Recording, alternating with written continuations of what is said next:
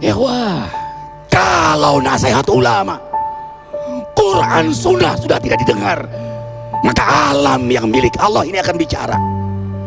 Wahai penduduk Indonesia yang diberi iman oleh Allah, sekarang alam sudah menasihati kita 7 sebab mengapa musibah datang bertubi-tubi.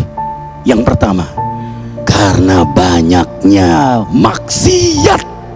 Surah Yasin ayat 19 yang kita baca setiap hari. Kemalangan terjadi, musibah terjadi, malapetaka terjadi karena dosa keterlaluan kalian kepada Allah. Yang kedua, karena banyaknya orang berbuat zalim. Dengarkan surah Qasas ayat 59. Kami tidak akan menghancurkan satu daerah kecuali para penduduknya banyak berbuat zalim. Anak durhaka pada orang tua, istri yang berani kepada suaminya, perampok, pembunuhan di mana-mana. Ini mengundang bala bencana. Yang ketiga, mengundang bala bencana karena kelakuan tangan-tangan manusia. Rum 41. Telah tampak kerusakan di daratan dan lautan karena tangan-tangan jahil manusia, agar mereka merasakan akibat perbuatan mereka. Sebagian mereka merasakan akibat perbuatan mereka, agar mereka kembali kepada Allah.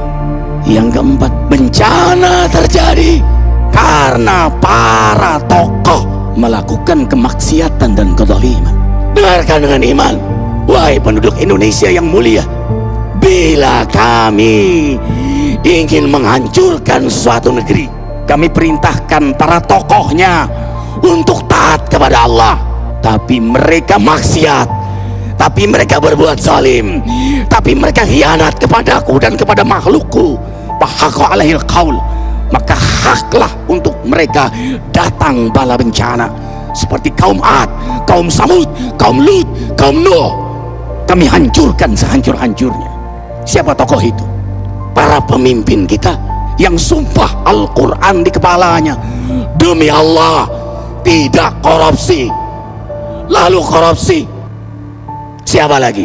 Hartawan, orang-orang kaya yang dengan harta berpoya-poya, sombong, maksiat dengan kekayaannya di tengah orang yang banyak menderita. Siapa lagi? Ulama yang menjual ayat-ayat Allah dengan murah. Subhanallah. Yang kelima, mengapa bala bencana terjadi? Karena orang-orang soleh, orang-orang baik diam melihat kemaksiatan dan kemungkaran. Surah Al-Anfal ayat 25. Takutlah kalian dengan musibah yang tidak hanya menimpa orang yang maksiat, orang yang berbuat zalim, tapi juga kalian orang-orang soleh. Maka masa bodoh dengan kemaksiatan bukanlah sikap seorang mukmin. Amal ma'ruf nahi mungkar adalah amal cerdas. Yang keenam, justru karena rahmat Allah, karena peringatan yang Allah hadirkan agar hadir mahkamah kesadaran kita. Ikhwah, dengarkan dengan iman surah Al-Baqarah ayat 155, 156, 157. Kami pasti uji kalian dengan sesuatu yang buat kalian takut lapar, takut miskin, takut kematian. Tapi kabarkan berita gembira bagi hamba Allah yang sabar dari semua ujiannya, yang mereka berkata, sesungguhnya kami milik Allah dan sungguhnya kami akan kembali kepada Allah. Yang terakhir, yang ketujuh, ada yang nanya, bagaimana yang maksiat yang selamat? Tenang-tenang saja. Yang berbuat zalim malah sukses. Di mana keadilannya? Allah Maha Adil. Dengarkan surah Hud ayat 15-16.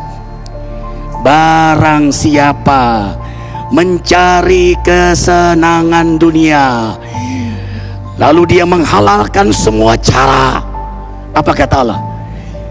Kami beri, tapi di akhirat tidak mendapatkan secuil pun kenikmatan, malah nikmat di dunianya menjadi bahan bakar azab untuk dirinya.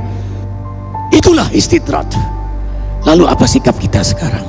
Orang beriman menjadikan peristiwa apapun sebagai jalan untuk mendekatkan dirinya kepada Allah.